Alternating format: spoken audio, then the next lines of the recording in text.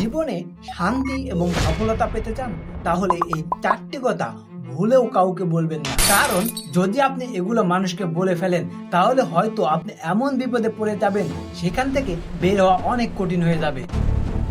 চলুন দেরি না করে জেনে নেওয়া যাক সেই চারটি বিষয়।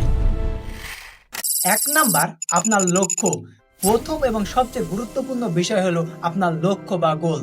আমাদের অনেকের অভ্যাস আছে বড় একটি স্বপ্ন দেখে তা সবার কাছে বলে বেড়ানো, কিন্তু গবেষণা বলছে আপনি যখন আপনার লক্ষ্যের কথা মানুষকে জানান আপনার ব্রেন তখন এক ধরনের মানসিক শান্তি ডোপামিন হ্রাস অনুভব করে। ব্রেন তখন ভাবতে শুরু করে আমি বুঝি সফলতা পেয়ে গেছি। এর ফলে সে লক্ষ্যে পৌঁছাতে যে কঠোর পরিশ্রম, জেদ ও ইচ্ছে শক্তি প্রয়োজন তা ধীরে ধীরে কমতে শুরু করে। তাই লক্ষ্যকে সবসময় আপনার নিজের মধ্যে লালন করুন, সেটাকে বাস্তবে রূপ দিন, তারপরে মানুষকে জানান। 2 নাম্বার বিষয়টি হচ্ছে আপনার পরবর্তী পরিকল্পনা বা নেক্সট মুভ। ধরুন আপনি চাকরি ছেড়ে ব্যবসা শুরু করতে চান বা বড় কোনো একটি প্রজেক্ট হাতে নিয়েছেন, এটা হচ্ছে পরবর্তী পদক্ষেপ। এই পরবর্তী পদক্ষেপ মানুষকে জানানোর দুটো বড় ক্ষতি রয়েছে। 1 নাম্বার, আপনার এনার্জি অহেতুক কথায় কথায় নষ্ট হচ্ছে। 2 নাম্বার, আপনি অন্যদের মতামতে চাপে পড়ে আপনি নিজের কাজ সঠিকভাবে করতে পারবেন না। কেউ বলবে তুই পারবি তো, এই আইডিয়া একদমই বাজে।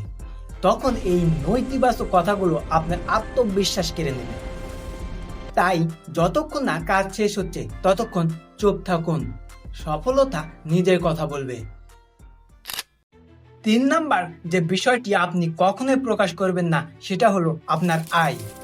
আপনার আয় কম হলে মানুষ আপনাকে হেয় চোখে দেখতে পারে, আর আয় বেশি হলে মানুষের মনে অহংকার জন্মায়।